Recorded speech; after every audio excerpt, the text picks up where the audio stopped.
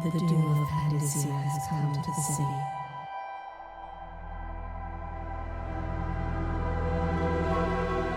Used to be you'd go out with a bag, a stick with a nail on the end, and catch as many rats as you could in a night.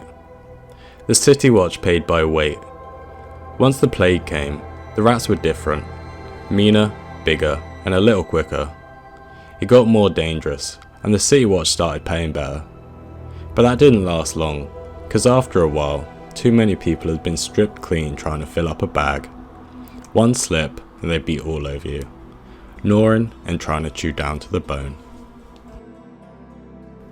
The rat plague was responsible for the complete devastation and isolation of Dunwall, originating from the continent of Pandyssia and carried by the island's indigenous bull rat. In 1835, the rats, and with them the plague, were brought to Dunwall under direct order of Royal Spy Master Hiram Burrows. That nasty old spy master. It was he who brought the rats. The rats brought the plague. There is no man more accursed. He orchestrated the outbreak to implement his poverty eradication plan, targeting the city's impoverished and vulnerable citizens.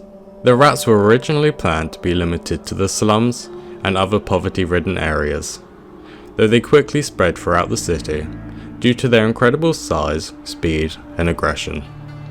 Despite Burrows' best efforts to contain the plague through curfews, concoctions, and quarantines, his attempts were ultimately in vain, since the city was quickly overrun by these plague-ridden vermin. My poverty eradication plan was meant to bring prosperity to the city, to rid us of those scoundrels who waste their days in filth and drink. And it was a simple plan. Bring the disease-bearing rats from the Pandyssian continent and let them take care of the poor for us. Tell your neighbours and practice these things yourself. Avoid contact with the infected. Consume your ration of elixir daily, preferably in the morning, and report anyone suspected of carrying the plague. Everyone must work together to stop the spread of this dreaded contagion. Once the plague started to spread, anyone suspected of contracting the disease had their assets seized by the city's barrister, and their houses marked with a red cross in an effort to contain the outbreak, though this soon became rife with corruption, and otherwise healthy citizens were falsely accused of being infected. Early symptoms of the plague present as discoloured skin, particularly on the face and chest, weight loss, and a thinning of the hair. As the disease progresses, the lung and brain become more damaged, leaving its sufferers with a chronic cough and a significant impact on their mental faculties. Bugs and parasites are drawn to the victims, often nesting inside their skin and stinging anyone who dares approach. One of the final traits to take hold is also one of the most recognisable. A peculiar condition known as hemolacria, causing blood to stream from the eyes, hence their name, weepers. Once a victim bleeds from the eyes, you cannot help them. Death is inevitable.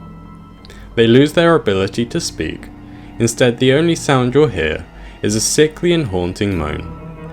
They become prone to lashing out, though most weepers are not innately hostile, with their attacks being driven by desperation, clambering for aid from the uninfected. These tormented individuals are scattered throughout Dunwall, relegated to the dark abandoned streets of the quarantine zones, or forced to take shelter in alleyways and sewers. Their tattered garments, and faces smeared with blood, tell the tale of their suffering.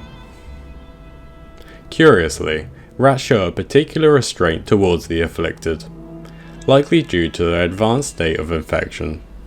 The people of Dunwall didn't know much about the plague, so naturally rumours began to circulate about how it spread.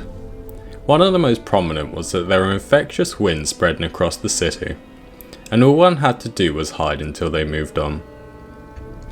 Some clung to bizarre beliefs such as the idea that river-crossed bile held protective powers against the disease, or that the burning of 2 hagfish and a cat together, while chanting the names of the plague dead, could cure you.